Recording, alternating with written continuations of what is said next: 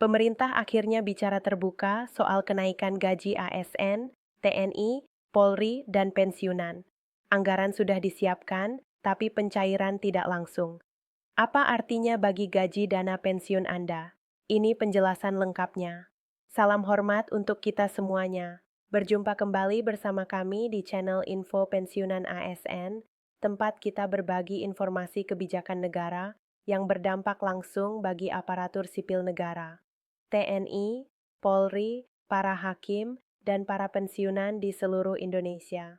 Bapak dan Ibu, pemerintah kembali menegaskan komitmennya untuk memperbaiki kualitas hidup aparatur negara, bukan hanya saat masih aktif bekerja, tetapi juga ketika memasuki masa pensiun, agar hidup tetap layak, terhormat, dan bermartabat. Dalam pernyataan terbaru, Purbaya Yudisadewa menegaskan bahwa kenaikan gaji ASN, prajurit TNI dan Polri, hakim, serta pensiunan memang telah diputuskan secara kebijakan. Namun pencairannya tidak bisa langsung dilakukan sekaligus karena masih menunggu aturan pelaksanaan teknis. Kenaikan gaji ASN ditetapkan sebesar 8%, sementara kenaikan pensiun ditetapkan sebesar 12%. Untuk merealisasikan kebijakan ini, pemerintah telah menyiapkan anggaran yang sangat besar, yakni sekitar 52 triliun. Anggaran ini disiapkan sebagai bentuk keseriusan negara dalam memperbaiki kesejahteraan aparatur negara secara menyeluruh. Namun, Bapak dan Ibu, Menteri Keuangan juga menegaskan bahwa pencairan kenaikan ini akan dilakukan dengan mekanisme rapel. Artinya kenaikan tetap berlaku sejak awal tahun, tetapi pembayarannya dilakukan setelah seluruh aturan teknis dan administrasi selesai ditetapkan. Kebijakan ini bukan tanpa alasan. Pemerintah ingin memastikan bahwa kenaikan gaji tidak hanya menjadi angka di atas kertas, tetapi benar-benar berdampak pada perbaikan tata kelola birokrasi dan pemberantasan korupsi. Presiden secara tegas menyampaikan bahwa gaji yang layak adalah salah satu cara untuk menghilangkan alasan seseorang melakukan korupsi. Dalam pandangan pemerintah, aparatur negara yang mengabdi seharusnya tidak dipaksa mencari tambahan penghasilan dengan cara yang salah. Oleh karena itu, reformasi gaji dan pensiun dipandang sebagai bagian dari reformasi besar birokrasi dan sistem negara. Namun di sisi lain, DPR juga mengingatkan bahwa kenaikan gaji dan pensiun membawa konsekuensi besar terhadap APBN. Dalam 5 tahun terakhir, beban dana pensiun negara terus meningkat, dari sekitar 15,5 triliun pada 2019 naik menjadi hampir 20 triliun pada 2023. Sementara belanja pegawai ASN, TNI, dan Polri kini mencapai lebih dari 480 triliun atau sekitar 8% dari total APBN. Kondisi ini membuat ruang fiskal negara menjadi semakin sempit karena adanya mandatory spending di sektor pendidikan, kesehatan, dan kewajiban negara lainnya yang tidak bisa dikurangi. Oleh karena itu, DPR dan pemerintah sepakat bahwa kenaikan kesejahteraan harus diiringi dengan reformasi sistem pensiun. Salah satu isu besar yang sedang dibahas adalah pengelolaan dana pensiun ASN, TNI, dan Polri. Pemerintah dan DPR menilai bahwa dana pensiun tidak boleh hanya menjadi beban APBN, tetapi juga harus dikelola secara lebih produktif, transparan, dan akuntabel.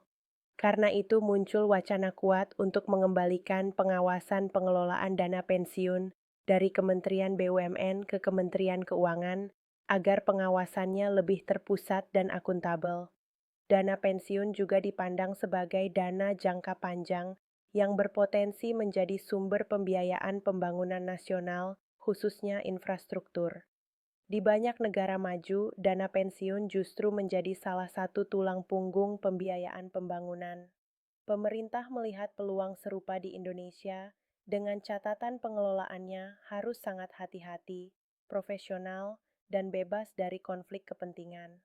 Selain itu, transformasi digital pembayaran pensiun juga menjadi perhatian besar. Saat ini masih terdapat puluhan persen pensiunan yang menggunakan layanan manual. Pemerintah dan pengelola dana pensiun diminta untuk meningkatkan literasi digital, sekaligus memperkuat perlindungan data pribadi agar tidak terjadi kebocoran atau penyalahgunaan data. Pemerintah juga tengah menyiapkan roadmap jangka panjang terkait sistem pensiun, termasuk kemungkinan perubahan skema dari sistem yang sepenuhnya bergantung pada APBN menuju sistem yang lebih berkelanjutan. Semua ini dilakukan agar hak pensiunan tetap terjamin tanpa membebani keuangan negara secara berlebihan di masa depan. Dalam kesempatan yang sama, Presiden juga menegaskan komitmennya untuk memberantas korupsi dan kebocoran kekayaan negara. Menurut Presiden, kekayaan negara ibarat darah dalam tubuh. Jika terus bocor, negara akan melemah.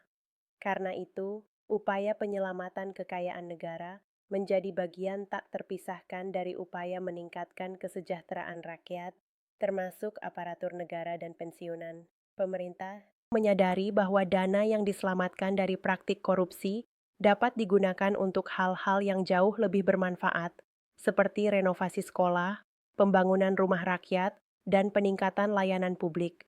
Semua itu pada akhirnya akan kembali kepada rakyat, termasuk para pensiunan. Bapak dan Ibu, dari seluruh penjelasan ini dapat kita simpulkan bahwa kenaikan gaji ASN dan pensiunan memang telah diputuskan secara kebijakan. Namun, pencairannya akan dilakukan dengan mekanisme rapel sambil menunggu aturan pelaksanaan. Di saat yang sama, pemerintah sedang menata ulang sistem dana pensiun agar lebih berkelanjutan, transparan, dan memberi manfaat jangka panjang. Oleh karena itu, Bapak dan Ibu diimbau untuk tetap tenang, tidak terpengaruh isu yang belum resmi, dan mengikuti informasi dari sumber-sumber terpercaya.